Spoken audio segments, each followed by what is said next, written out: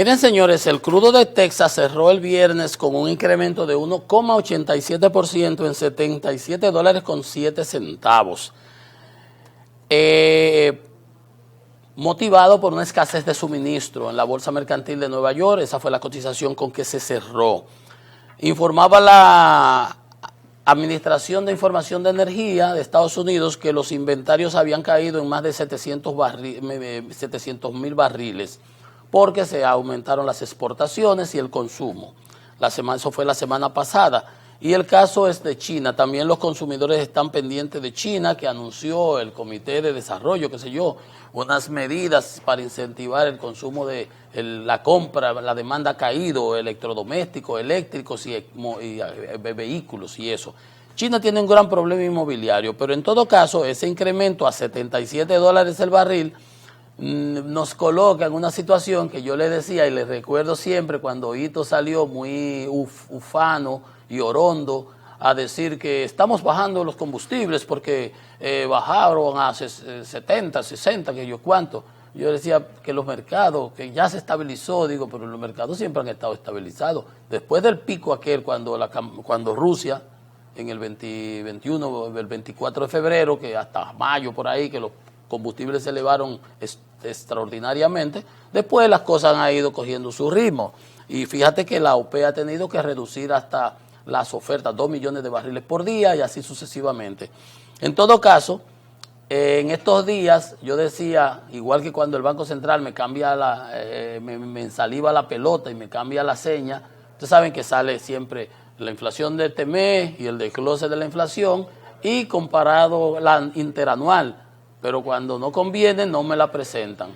Entonces decía, ¿y qué es lo que está pasando? Que me cambian las cosas. Bueno, el Ministerio de Industria y Comercio anunció el viernes la congelación de los combustibles, ya no va, porque está subiendo. Yo le decía, tú veíto, para que no siga hablando tripegüiro. O sea, fíjese usted cómo son las cosas. Entonces, no estaban anunciando de cuándo era el subsidio. Ya llevábamos varias semanas y yo decía, ¿qué voy a decir? Congelaron los combustibles, pero no dicen de cuánto es el subsidio. Hay periódicos que ayer traen o recogen la noticia y dicen, reaparece el subsidio. Reaparece el subsidio. Fíjense si es un poco bueno, que en unas se da y en otras no se da. Entonces, tenían semanas que no informaban de cuánto era el subsidio. Dice la entidad gubernamental, eso es el Ministerio de Industria y Comercio, informó que asume un subsidio de más de 170 millones para esta semana. Pero en estos días, en estas últimas semanas, no nos decían de cuánto era. Solamente se daba la información de que se bajaron 3 pesos a la gasolina, a la gas, aquí, se dejaron fija la gasolina, etcétera, etcétera. Pero no se decía cuánto era el subsidio. Como si algo malo, como si fuera algo malo. No, para nada. Infórmese, délo de una manera sistemática para que uno pueda evaluar, subió, aumentó el subsidio, cuánto van, qué es lo que van, porque nosotros somos los contribuyentes, al final del día, los accionistas, los que ponemos ese dinero en las manos de ustedes para que los utilicen. Y, claro, tienen el derecho de decidir en dónde se utilizan.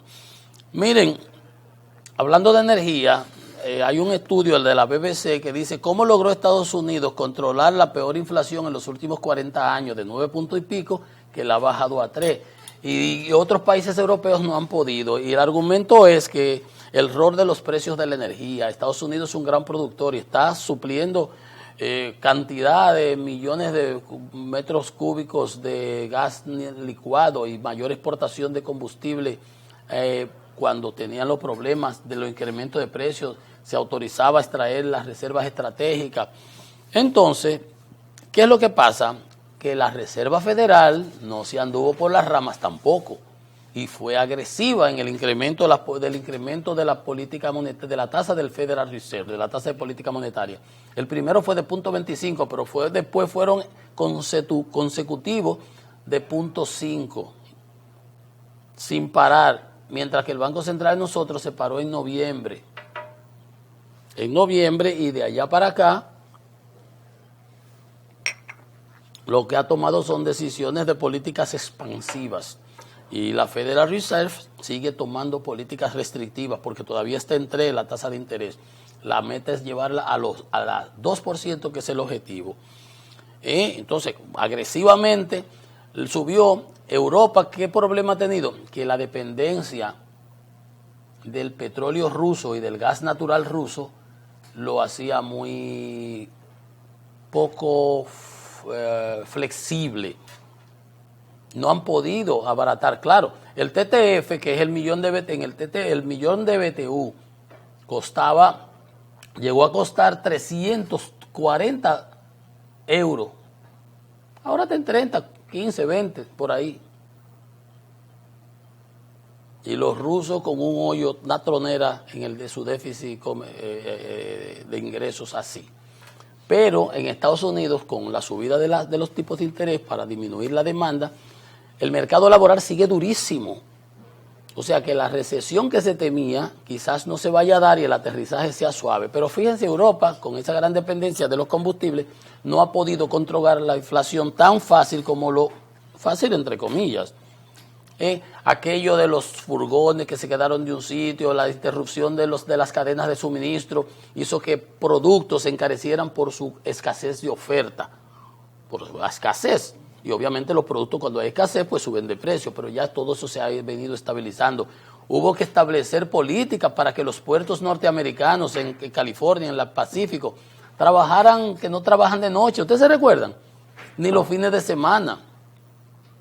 O sea, muchas cosas de esas que se fueron dando en los mercados, pero medidas buscadas en una dirección, con una tendencia. Ese paquete que aplicó el presidente Biden para la inflación, el plan de infraestructura, el plan de la ley de chips con 250 mil millones de dólares para inversión y cerrándole el flujo para venderle a China de máquinas de litografía avanzada, ultravioletas.